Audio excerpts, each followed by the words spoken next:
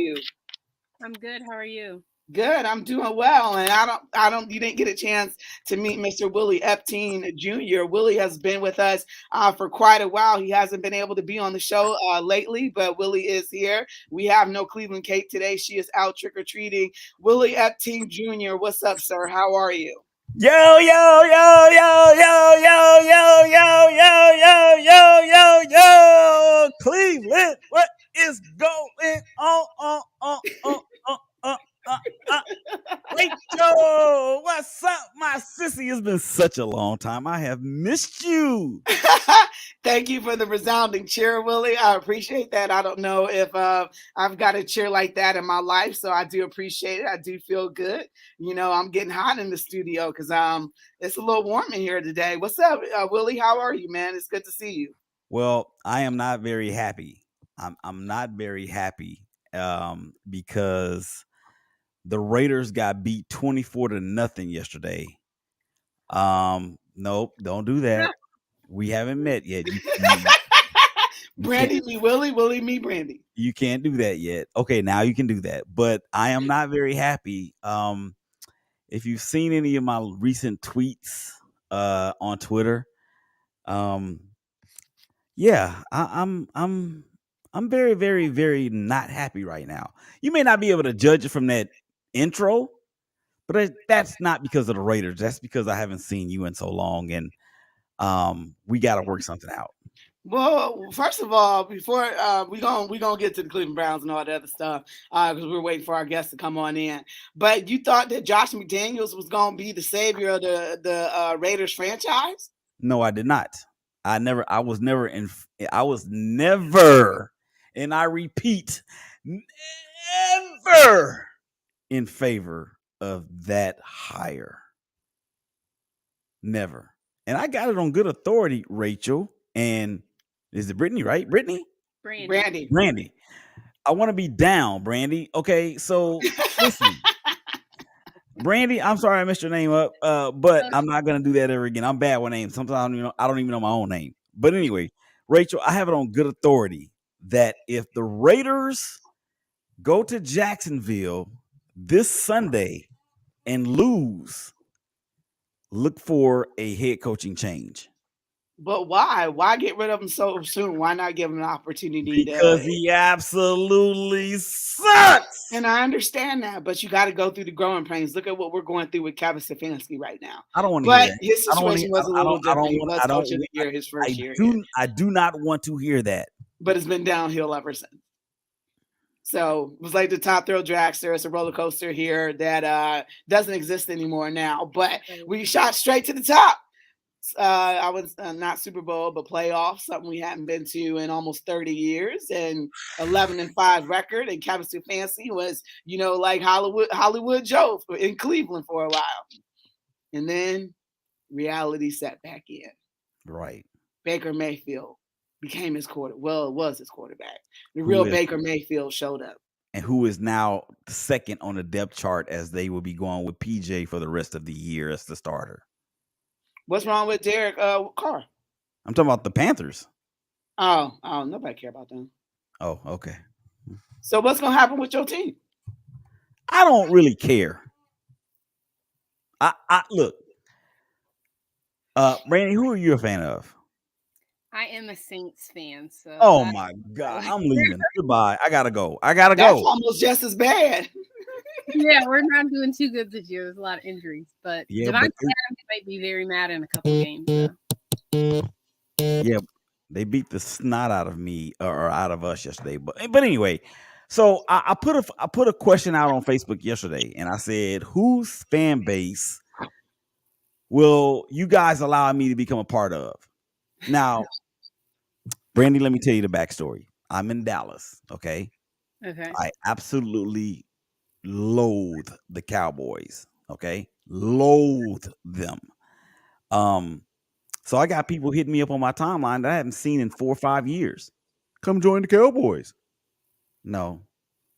I'd rather join the Illuminati than become a Dallas Cowboy fan. Well, what are they, 6-2 now? I don't care what they are. They're going to disappoint you.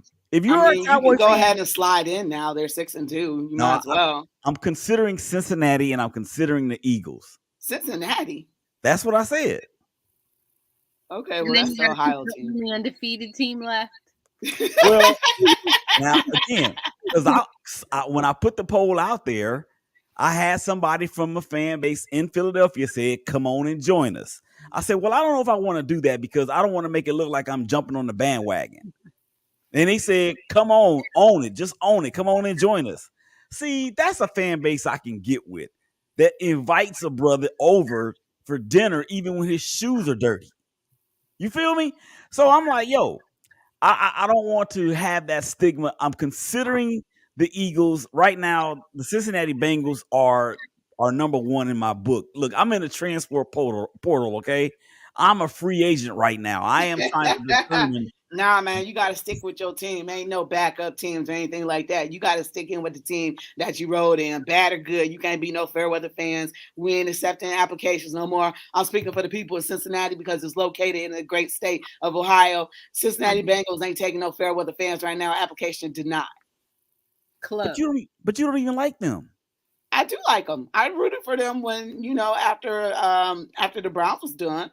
I rooted for them in a Super Bowl. Like it was a big deal here about who you should root for, about whether or not you should root for Cincinnati or not. And I'm like, I'm type person, Ohio over everything. Ohio gets the world. And as long as they ain't playing the Cleveland Browns, I'm gonna root for the Cincinnati Bengals and I'm gonna root for the Cincinnati Reds. So if they make the playoffs over Cleveland, I'm gonna root for them wherever they end up at. And that's a state thing that should be applied to everybody. But it was a pretty big deal, Brandy. I don't know how you felt about that, but remember last year was a pretty big deal about whether or not you should root for the Cincinnati Bengals in their run to the Super Bowl.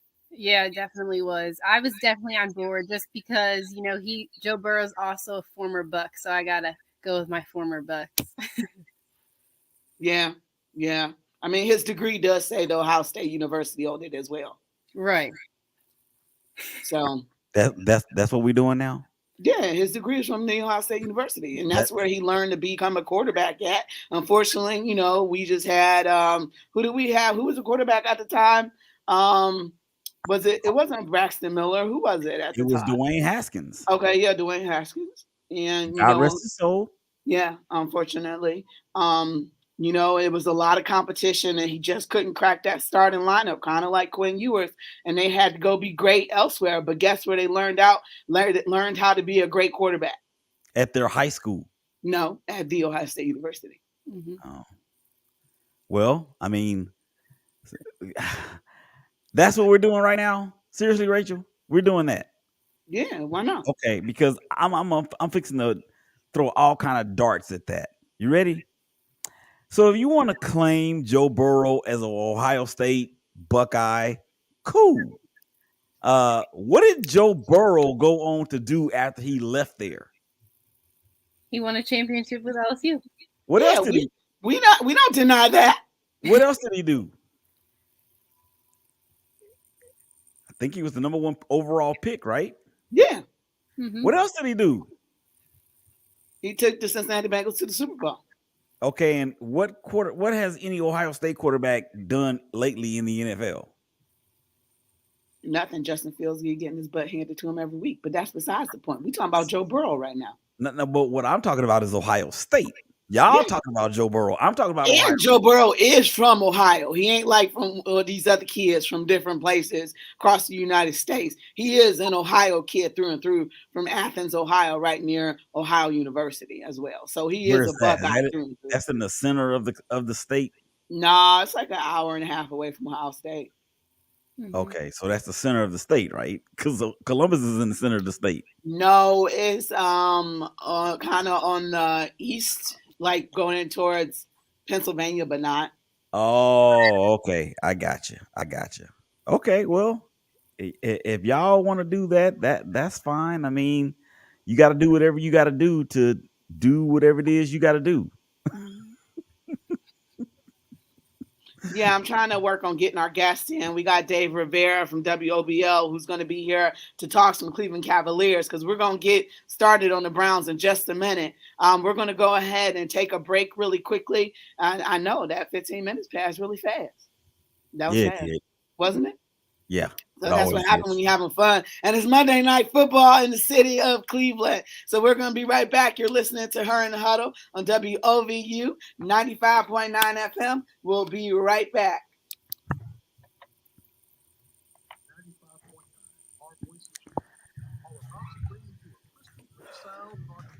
Matter of fact, you're gonna have to turn your volume down.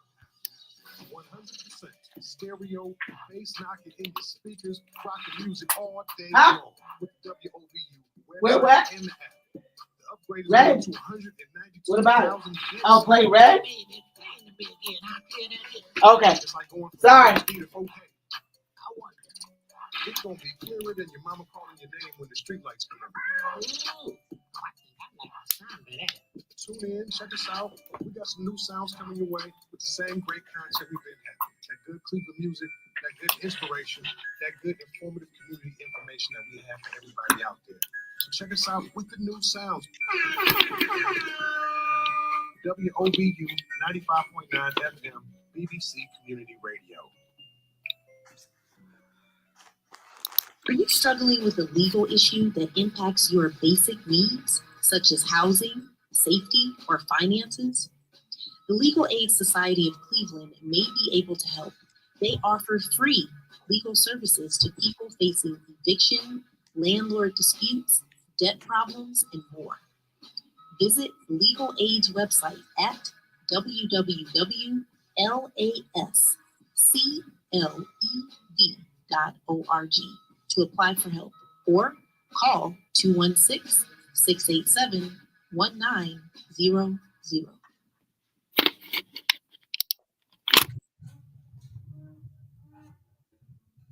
Welcome back to Her in the Huddle with Rachel Hill, the First Lady of Sports. All right, welcome back to Her in the Huddle on WOVU and 95.9 FM. This is your girl, Rachel Hill, the First Lady of Sports, and I am here with Brandy Fairfax, and I'm here with Willie Epstein Jr., a blast from the past. What's up, Willie? Welcome back, Willie. Hey, what we going? What we's gonna do, man? What you mean, what we going to do? You know, About what? corporate America has gotten in the way yet again of our family. Well, hey, people got to make their money, though. Family over everything, man. Yeah, Not money over everything. This ain't yeah. this ain't them boys. Okay, I'm not gonna go there. Hey y'all, how y'all doing out there? We doing all right. Brandy, you doing all right? Yep, I'm ready for Monday Night Football. Yeah, all right. We're trying to get Dave in the room now, but so right now we'll go ahead and talk some football, and then we'll talk some basketball whenever we can get him in the room. But you guys, there's a lot going on with Monday Night Football. This is this? I gotta ask you guys, is this a must win for the Cleveland Browns tonight? Definitely. Of course it is. What do you mean? Is this the must win? Yeah, but some people like, okay, well, you can lose this game, you can go, 2-5, and still, win out. It's something that happened. I think was it the Eagles who did it in two different periods that rattled off 4 wins in a row, and then maybe lost the game, and then rattled off another more 4 wins in a row, and made the playoffs. I think that might have happened. If it wasn't the Eagles, it was another team. It was Kansas City. At this point. Okay, Kansas City. Some team did it. But obviously, Cleveland doesn't have the squad and they don't have the defense to be able to rattle off some wins like that right now. So on the injury front, we got some injuries. So right now, we haven't got confirmation, but JOK hasn't practiced all week. So he probably won't be playing in the game if he hasn't practiced. David Njoku right now is out with that ankle sprain. For Cincinnati, there is no Jamar Chase, but they have T. Higgins. So that's another thing that Joe Burrow has a weapon, and they also have Joe Mixon. So that's something that they don't have Jamar Chase though. So that's one of their main weapons, but they still have other weapons. So that's the injury report that we have right now. So do you guys think that with Jamar Chase being out, that'll affect Joe Burrow at all, and his ability to get to his receivers? Ladies first. No, I don't think so. Obviously, Jamar Chase is his biggest threat, so that will definitely help the Browns out on the defensive side. But, we've seen things like T. Higgins can do as well as Tyler Boyd. So I think, Joe Burrow is going to have no problem getting targets to them as well. And I know they'll be able to make the catches too. I have to respectfully disagree. It will have somewhat of an effect on him. Is it a game changing? Is it an outcome altering type of loss? And I'm gonna get hated for saying this. Maybe not against this team. Maybe not against this team. I mean, I'm just being real. But if it were, Buffalo or Kansas City, we could have a discussion about that at that point. But I think, and something I heard today that I just was floored by.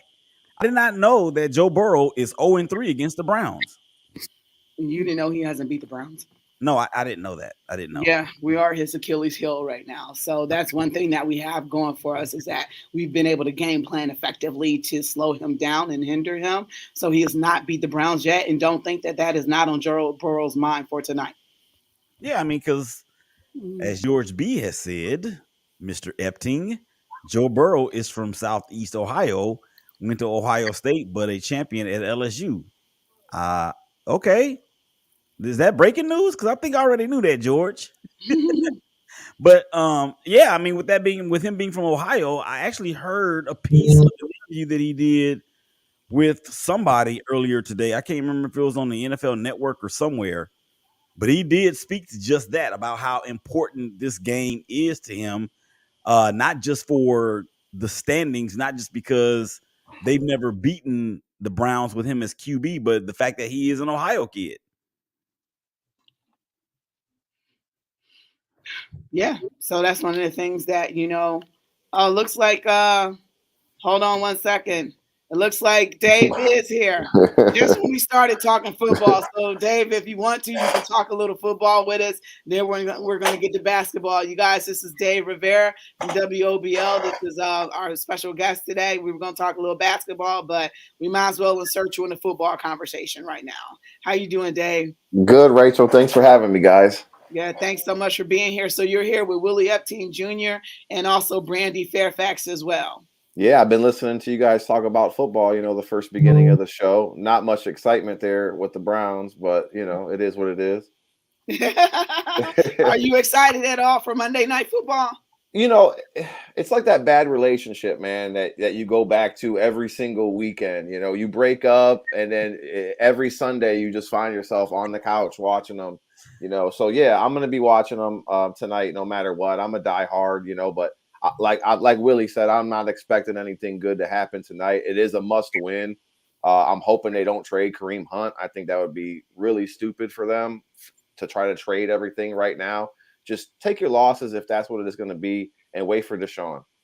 Deshaun's coming back. Let's let him come back the last how many games he's got, and then build towards next year. I don't know why they want to blow things up. Just bring all these guys back. They're under contract, and let's ride again next year. So and this question is for all y'all, what do the Browns have going for them tonight going into this game? How can they possibly pull this game out? Defense. They got to slow down Joe Burrow. They ain't going to win no shootout. Jacoby Brissett ain't putting up 40 points. Yeah. So you already know the defense is going to have to step up. They're going to have to get turnovers, whether it's through the air or on the ground. Defense is going to have to be their best friend tonight, and they better run Nick Chubb and Kareem Hunt like 25 times or more. Yeah, that's true. So far, they kind of had a balanced offense, but last week they went away from the run. Who did we play last week? I can't remember. The Ravens.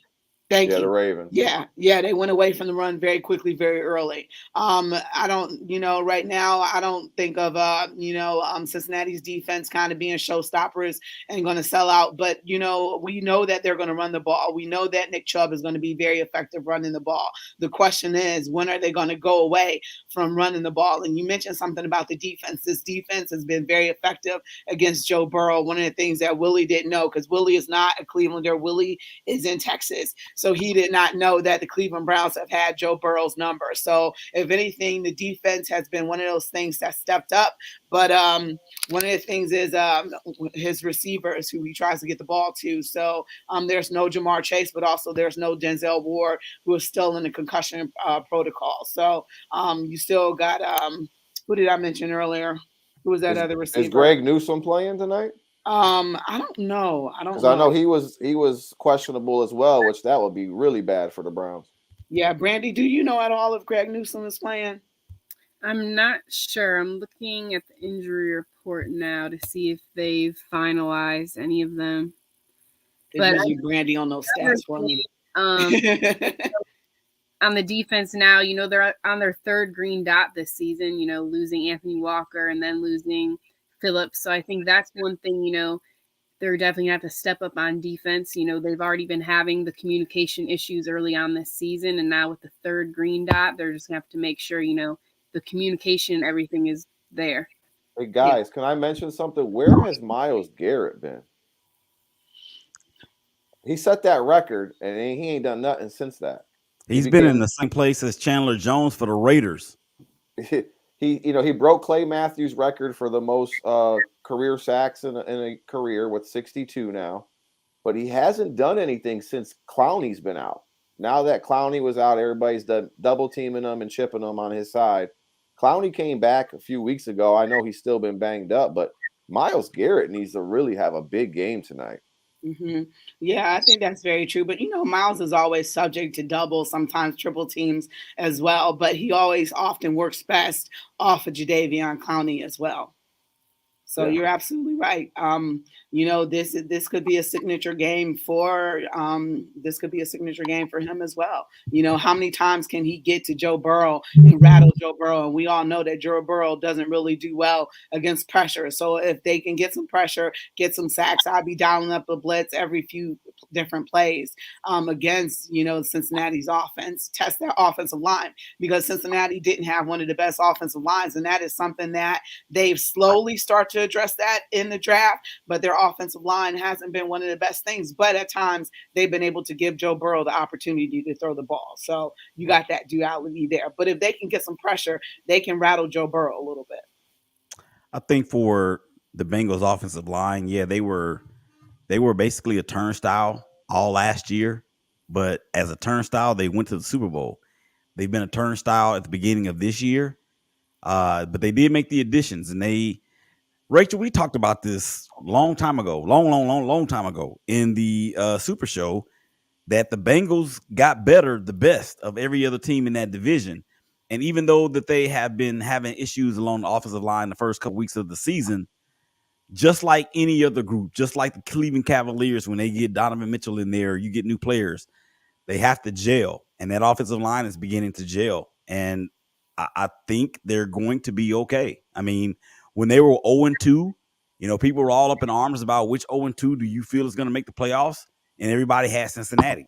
And now they're leading the division going into this game tonight. So they are going to be my new adopted team. To be fair, this division is kind of crap right now. You can only play what's in front of you, though. Yeah, I know, but this isn't the usual AFC North that most of us are accustomed to. Yeah, what is going on in the National Football League, man? Oh my gosh, the NFC South doesn't have a team above 500. The NFC East has 3 teams in the playoffs. If they were to start today, yeah, I'm ready to stop watching TV for real.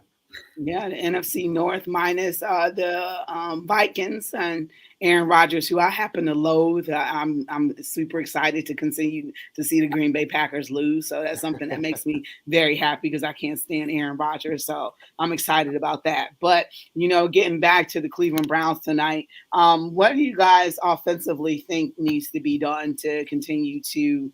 Um, well, I think where do you guys think? Do you think that this, Dave? You mentioned something about this possibly being a shootout. I don't think you have the quarterback in which you can engage in a shootout because Jacoby Brissett is the type of quarterback that's going to throw interceptions. So I don't want to get into a shootout with him. I want to run the ball, and when we get in passing downs, pass the ball. But I don't want, just willy nilly, just throwing passes just because of it. I want it to be a very calculated and targeted attack tonight offensively. Yeah, I mean, you got to use the run to set up the pass. I mean, that's what the Browns do. Their play action is what really is successful in the passing game. It's not just going down vertical. That's not what they're good at. They're good at the misdeception and the trickery, a little bit. So I expect them to get the ground game started early and then use Jacoby Brissett on those bootlegs and get them out a little bit in the play action. And it hurts with Njoku not being around. Harrison's going to have to step up at that tight end position. And we got to get Amari Cooper going early, man. There's been too many games where he's just been quiet early on as a number one receiver. Here Willie go. And it just all starts at that quarterback position, man. Jacoby Brissett is what he is. Like, there's no knock on him. Like, he's a good dude, but he's a game manager. Like, he's shown throughout his career he's not going to take a team on his back and take you to the playoffs. So, we're just kind of biding our time and hoping that this ship don't sink tonight. Well, Willie is hating, first of all, on Amari Cooper because he tried to say at the beginning of the season Amari Cooper was going to disappear. I don't think that it's Amari Cooper as much as I think it's Jacoby Brissett not 100%. being able to get the ball to him. Yeah, I agree. Brandy, you shaking your head? You in agreement with me? Because I'm about to tell y'all the real. Go ahead. You will not slander Amari Cooper. There's Amari Cooper slander. Go ahead, Brandy. I didn't bring him up. Y'all brought him up. Brandy, go ahead. I want to hear what you got to say.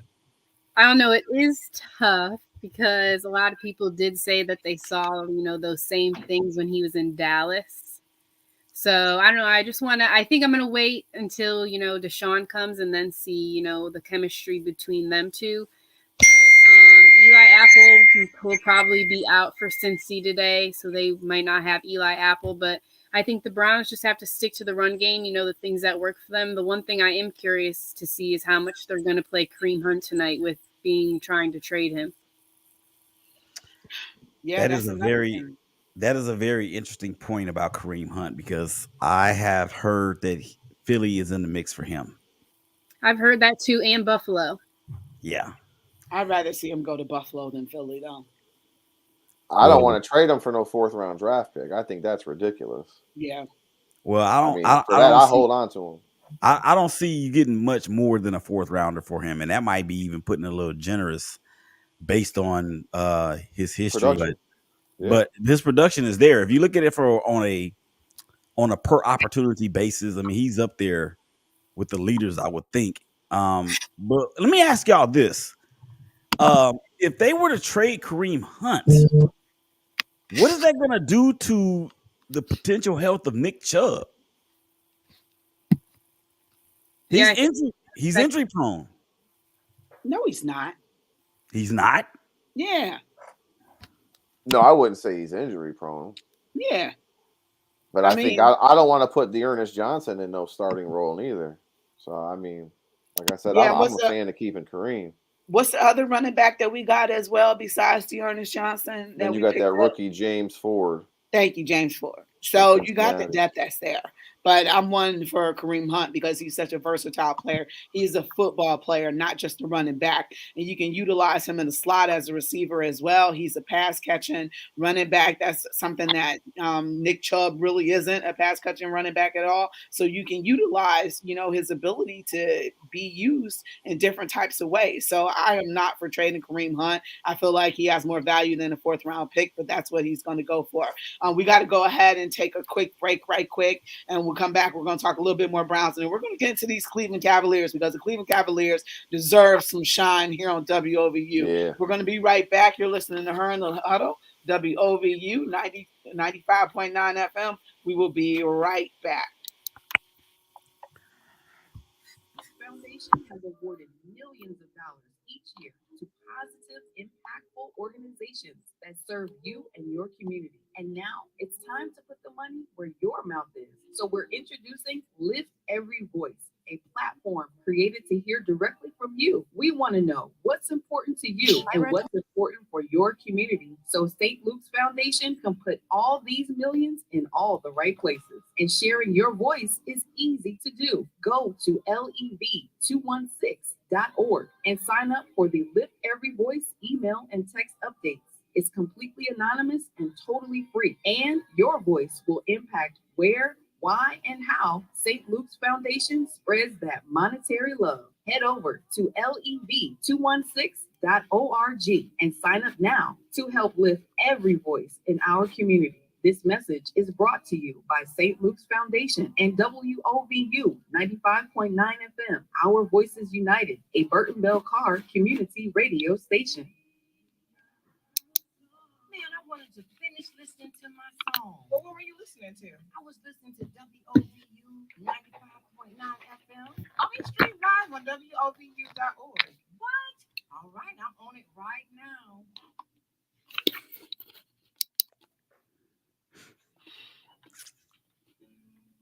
Welcome back to Her in the Huddle with Rachel Hill, the first lady of sports. All right, welcome back to Her in the Huddle, WOVU 95.9 FM. Remember, you can always keep it locked here on your regular radio dial at 95.9 FM. You can download the WOVU app so you can listen to us on the go. You can listen on regular internet at WOVU.org. And you can always contact the station at 216-271-0959. And you can always catch us live on Facebook as well in our chat room, just like George Bendicky did. So, George says, remember the Super Bowl run? Joe Burrow has been an Achilles heel in Cleveland, ever even lost to them twice. So, George, that's 3 times that Joe Burrow has lost to the Cleveland Browns. So, people, hey, I said people. So, Dave, Brandy, and Willie, can Cleveland Browns win this game tonight? Oof. I think they can, but it's not going to be easy. Mm-hmm. Do you want a prediction? Yeah, I'll take a prediction. Oh, I'm gonna say Cincinnati 38, Cleveland 17. Oof. Man, that's terrible. So you're just saying that they're gonna beat the brakes off of us tonight? They're gonna beat the brakes, the shoes, the rotors off of y'all tonight. Oh, wow. Okay. Cleveland know me. They know me out there. Y'all know who I am. Kevin Durant. Remember when you said that? The whole league hates Kevin Durant, by the way. The whole league. Mm-hmm. Yeah. Yeah, 38-17 Cincinnati. Okay, that's a bold prediction. Brandy, where you at? What you think? Ooh, geez. Maybe 35-28. 35-28 Cincinnati? Mm-hmm. Dave Rivera, our special guest. Dave, where you at? I'm going Cincinnati 31, Browns 24. Okay. I think the Browns will try to make it close at the very end, but I think Cincinnati's probably going to dominate this game. I'm hoping that our fans show up tonight. I mean, it is in Cleveland. It's Halloween. You know, Halloween. We got Rachel going there as soon as she get off the show. So I'm hoping she could do something and bring us a W out there. So I'm going to go Cleveland Browns 30, Cincinnati Bengals 27. Oof, close one. And I'm going to say Nick Chubb will have 2 rushing touchdowns. Nothing from Kareem? Nothing from Kareem. Unfortunately, I think that they'll feature Nick Chubb because they're going to come out in those scripted plays, and there's going to be a couple different runs in those scripted plays. So I think that the end result of that first series of scripted plays before Cincinnati makes the adjustment is going to feature a lot of Nick Chubb as it normally does, and then they go away from him as the game go ahead and progresses. But I think that first series there'll be a lot of Nick Chubb, so I think that's how one of their scores will be a rushing touchdown of about 7 yards or so from Nick Chubb to start the game off. Wow, that's a heck of a breakdown. Yeah, I really can't believe that all y'all went for Cincinnati. We just don't have any faith in the I Browns. could get it. Huh? We just don't have any faith in the Browns. Yeah, I need y'all to have faith. That's what sports is all about. That's why you play the game. So we can sit up here and talk, but until they put their pads on, right now they up there warming up, doing whatever they do out there on the field, hobnobbing and stuff like that. But when you put that pads on and the clock is read 15 minutes, that's when you know what's going to happen. I really prediction wrong. What'd you say, Brandy? I want them to prove my prediction wrong. Yeah. I really wouldn't have a problem with the Browns, but there's one particular fan by the name of Marshawn Powers who has turned my stomach. And he predicted that the Browns would go to the Super Bowl. Okay. He predicted that the comeback player of the year would be a player that's only going to play 7 games this year. Strictly emotional choices. And that turns my stomach. And his fans, that's the reason why people hate the Dallas Cowboys so much. For that particular type of fandom right there. But if you look at it, you're a play away from being 5-1 or 6-0. When you look at these games, outside of the thrashing that they took from the Patriots, you're a play away. You're a field goal away at the beginning of the game from being 0-1, from losing to Baker Mayfield. Then you get your win. Then, in the game against the Falcons, you're a play away. Jacoby had the ball at the end of the game. You're a play away. He threw an interception. You were a play away against the Jets from winning that game by not recovering the onside kick, from thinking you had that game won. So you're a play away from being 6-0, 5-1. You're a play away in almost all those games. They've lost almost all those games by 3 points or less, minus the blowout that we saw against the Patriots. So they're right there. I can relate to that. That's the Raider story all year. I can relate to that. So the Browns are what's that expression? The master of my fate, captain of my soul. Something like that. Yeah, y'all know the expression I'm talking about, though. It's up to them to go out and do it. Do they want it? Has this team given up on this season? And I can't necessarily say that they have, but right now it's gut check time. Yeah, we're going to find out tonight. Yeah, I don't necessarily think we're talking playoffs anymore or anything like that. But for them to just be able to get a win, to string together a win, 4 losses in a row, it's tough. Here's it's tough in that locker room. If they win their division, they still make the playoffs. And they're 1-1 in the division. That's what I'm saying. If they win tonight, I mean, they're still right in it. Mathematically. Yeah. As bad as they've played, mm-hmm. if they win tonight, all you got to do is win your division. It don't matter about the overall record. Mm-hmm. You win your division, you're in. Mm-hmm. Yeah. So, you didn't want to let it get away as far as it has before Deshaun got back. But, if you can string together a couple of plays away, like we talk about this in baseball, if you can just string together a couple hits, Cleveland Guardians wasn't able to string together a couple hits when they had bases loaded against the New York Yankees. And what, Brandy, you said they left 39 men stranded on base. Yep. And they could have swept the New York Yankees if they had been able to string together some hits. So if they can string together a couple plays and substantiate it the rest of the game, we're talking about a play away, whether or not win this game or not. I got us winning 30-27. That's a play away. That's a field goal right there. Rachel. Yes. Big dummy. Oh, no, you big dummy. You dummy.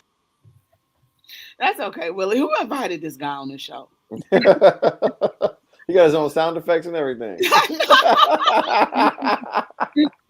All right, so we all gave our predictions. Let's talk about these Cleveland Cavaliers. What we brought Dave on to talk. Thank you for talking some football with us, Dave. Oh, We for got a sure. little sidetracked. We're starting off with football, but tell us about these Cleveland Cavaliers. What have you observing out of these Cleveland Cavaliers right now? Off to one of the best starts since I believe the 2017 season when they had LeBron at a 5-1 start. There's no Darius Garland, but they do have this man that a lot of us are not very familiar with it because of the time zone that we live in called Donovan Mitchell. What are your observations about these Cleveland Cavaliers right now?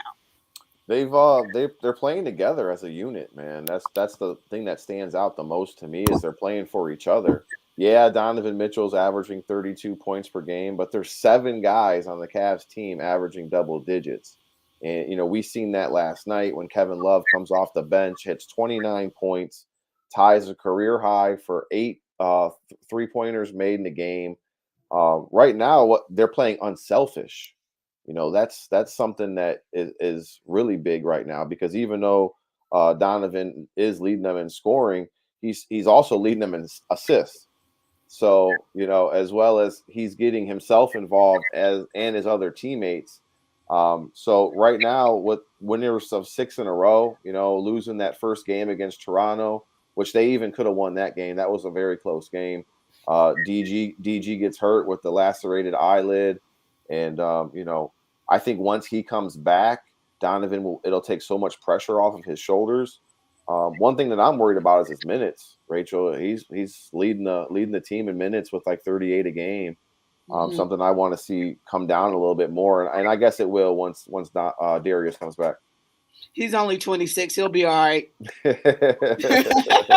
I think he's 26, but he's a young guy. He'll be okay. He can get out there. So yeah, I appreciate that. One of the things is though, I know it's very, very early in the season, but a lot of people are talking about where they could possibly see this team being at the end of the year.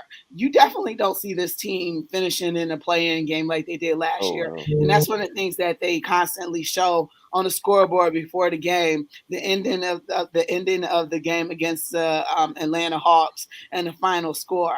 I have this team right now. They're what, third in the Eastern Conference right now? No, they're second now. They're second because did Atlanta lose? Yeah, Milwaukee's the only undefeated team left. Okay, yeah. So right now they're second in the Eastern Conference. Who saw that right now? Because I really didn't. No, I didn't either. I mean, I think they're definitely a top 3 team in the East. I think they're still another piece away. A guy that intrigues me that I've heard early on is Reggie Bullock out of Dallas, the Mavs. That's somebody that's came up as a possible target for the Cavs. The problem is I don't know what kind of trade bait we really have besides Isaac Okoro. I don't know how much people would be interested in him, considering he's been getting less and less time here in Cleveland with us, having struggled shooting the ball. Yeah, Isaac Okoro, he's pretty much, there for defense, not for offense, because he really doesn't contribute much offensively for us. Yeah, and that's okay sometimes, but I mean, you also don't want to have a guy on the court that's a weakness offensively, and then you have guys that are leaving him to double team Darius or Donovan. Yeah, and one of the things that you noticed that we didn't have last year with the absence of Colin Sexton is the ability to create their own shot and just be able to get buckets and just be able to do that, because that was something that was missing in that game against Atlanta, where you saw, people talked bad about Colin Sexton, but the ability to create his own shot and get buckets, that was something that you were missing in a game and something that would be able to propel you into the playoffs. And that's something that you got with Donovan Mitchell. I didn't get a chance to see Donovan Mitchell a lot because of the time zone. I'm in the bed by the time their games start, but he is just so good. I honestly am kind of thinking not LeBron-esque, but at times how that arena is kind of like the times when LeBron was there. It's almost like we haven't missed a beat, and that's something that's just kind of amazing to me. And no way I'm saying he's on the level of LeBron or anything like that, but Donovan Mitchell is just so good, and I'm like, how did I not know about this kid? Yeah, he was highly. I'm sorry. Yeah, he was highly touted when he came out of Louisville. Here's a question I have for you. When you talk about Okoro and his offensive weaknesses and his ability to be a very big asset on the defensive end, obviously right now the Cavs are leading the league in point differential and also have the best opponent point per game. Do you think that would actually add value to Okoro or for the Cavs should they decide to try to make a move that involves him? I think Karis LeVert is probably your number one defender on ball right now. So Mm-hmm. that makes Isaac Okoro expendable, especially with his offensive mishaps. But I like him, and I think he's young, and I think he has room to grow. I'm just looking at the bigger picture as far as I don't think with the way the roster is constructed right now, I don't see them going to the finals. I don't think they could beat Giannis in 7 games, and I think it's going to be tough to beat Boston in 7 games as well with how the team is constructed right now. So all I was saying, maybe some extra boost off the bench. It's been rumored to bring in another 3 guard. It'll be nice when Ricky Rubio comes back. Coming off an ACL injury. So we'll have to just wait and see as far as Isaac Okoro. I think. As me and Rachel have seen, his minutes have been coming down and down. He was starting to start the season, and now Dean Wade's starting. So, I mean, that tells you everything you need to know. I mean, Dean Wade's really stepped up, and he's taken advantage of his situation. He had a career high 22 points last night. So, shout out to him. But, I mean, what does that say for Isaac Okoro? Yeah, Isaac Okoro is kind of an offensive liability right now. And even in his attempts at 3-pointer, sometimes, you could count on him at times to be able to stand in the corner and hit that 3-point shot. But right now, not the way this team is shooting. And last night, they were their field goal percentage for 3 was higher than their regular floor field goal percentage, but it kind of righted itself out. But they shot 50 threes last night. Can you win games shooting that many threes? I mean, they did end up winning, but is that going to be realistic? No, I don't think realistically you can survive shooting that many 3-pointers per game. But food for thought, they do have 3 guys that are shooting over 45% from behind the arc. So I mean, I know it's early in the season, but Karis LeVert shooting 48%, Donovan Mitchell at 45%, Kevin Love at 47%. I mean, they're shooting lights out right now from behind the arc, and we were wondering yesterday how long it was going to last, and they did come down to reality a little bit, but then they got hot again there in that fourth quarter, going on that 37-15 run. It really just propelled them, was how good they were shooting from the outside. Can you talk about Donovan Mitchell's footwork and body control? Like you said, we didn't get to see much of him, here in Cleveland last year, but this guy, you talk about LeBron-esque, I think I wouldn't say he's at that level. Production wise, I think he is, with less baggage. I mean, we've spoken to this guy every night now in post game, and he just blows us away with his personality, how he handles the media. Um, he sits there and talks to us for longer than he has to. He just seems to be a genuinely nice guy. He enjoys being here in Cleveland. So right now, I think as far as comparing him and LeBron, it's kind of like a breath of fresh air because there was always so many negatives that came with LeBron. Him wanting to control the roster and him, wanting to do this or do that, and you don't see that with Donovan being a true number one, and I think that's what is different for us Cavs fans. Yeah, Donovan is always apologizing about something. I'm like, would you stop apologizing? You ain't did nothing wrong, but he's always apologizing. I apologize that we went into Overtime. Yeah, I apologize that Yeah. y'all stay here a little bit longer for this game. I'm sorry that I didn't do this. I'm sorry I didn't do that. And I'm like, dude, stop apologizing. You sound like a broken man. Like, baby, just come back. I'm sorry, baby. I'm like, just stop apologizing. You all right? Willie, was you gonna say something? Yeah, I had another question about the Cavs. Now, it is very early in the season, right? And Donovan Mitchell has so far lived up to everything that the Cavs had wanted him to be. What's it gonna look like as we get further into the season? Because me personally, I really don't start really getting into the NBA until around Christmas time. But as we approach maybe the trade deadline, do you foresee an opportunity where the Cavs will bring in somebody to complement his game and be that, not necessarily the Robin, but for sure a second, maybe even a third option. I think we can hope for that. If they really want to put all their chips in one basket and push them into making it to the championship this year. I mean, Kobe Altman has done a fantastic job. I think we would all agree, and the manager Mike Gansey has also been very clever on how they've worked their free agents and their acquisitions that they've targeted. I think, like I said in the beginning, it's going to be hard as far as trade bait. Um, who are they going to give up to get somebody else? That's the thing. We've already went through a trade without having to touch the big three. Um, you know, Maybe Jetty Osman could be on his way out. He's definitely been playing his best basketball, I think, in his career this year. Kevin Love's on an expiring contract. I think right then and there, you kind of have an opportunity to get rid of him if you wanted to, but he's been playing very well for you as of late as well. He's not the malcontent Kevin Love that we were used to 2 years ago, where he was on the court throwing a fit and having nervous breakdowns. This year, he's actually been a very good veteran leader for these young Cavs team, and you've seen last night where he stepped up. So I mean, there's a couple guys that you could try to trade, but at the end of the day, I just don't know if it's gonna get you somebody to really value to put next to Tom Donovan. I think they're just hoping for Darius Garland to get healthy and see what those two could do together. And I'm really excited for Ricky Rubio to come back. I thought last year he had a phenomenal season, and we were lucky for us to trade him and then get him back as a free agent. But Raul Neto is playing well too, the backup point guard we have right now. Defensively, he's been giving people fits.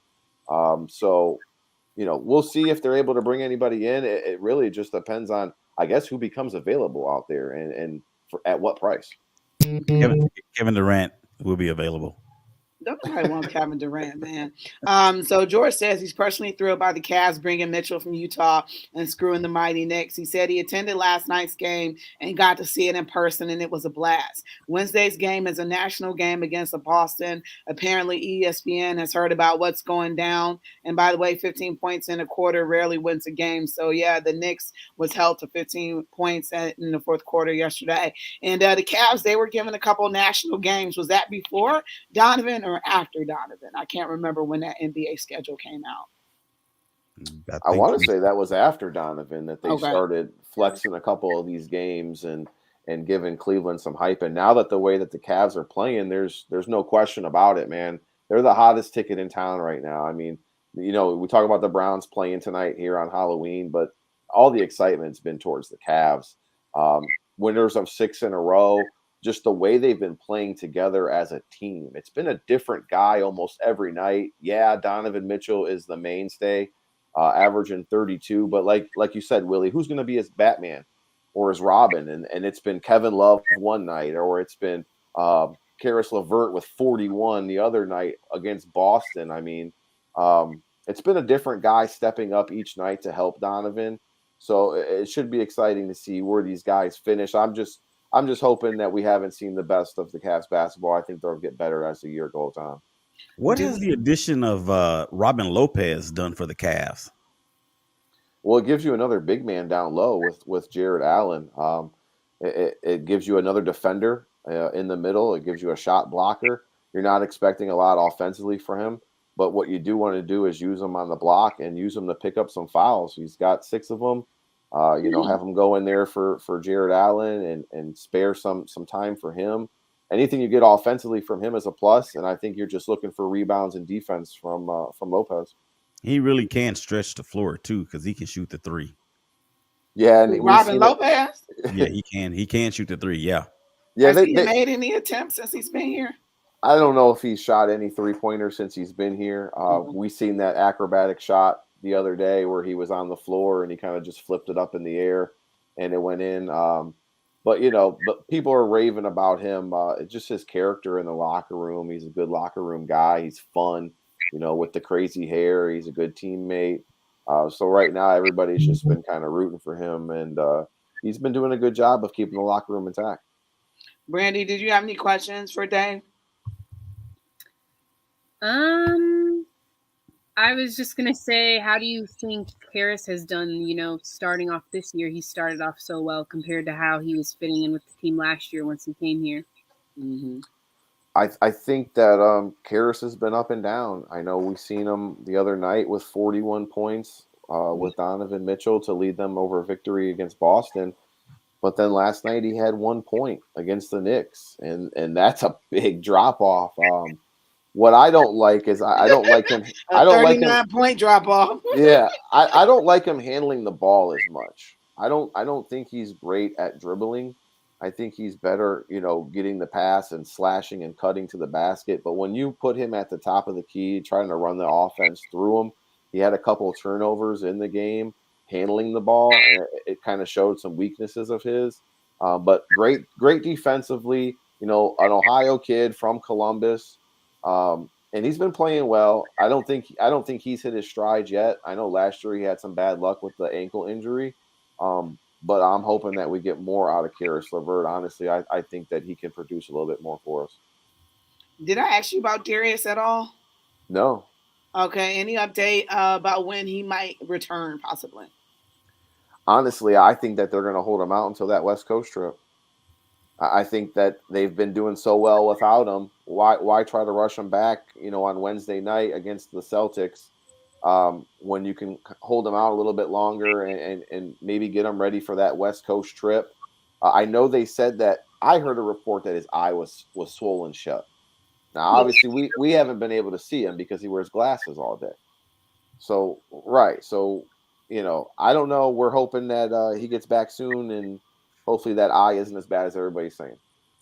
All right. Well, they should be able to win on Sunday against the Lakers because they're terrible. So they can bring him back or maybe sit him. We don't know. But for Brandy, for Willie, Dave, we want to thank you so much for being a guest today. That's Anytime. our time, you guys. The hour flies by. And coming up, we got Monday Night Football. Cleveland Browns take on the Cincinnati Bengals.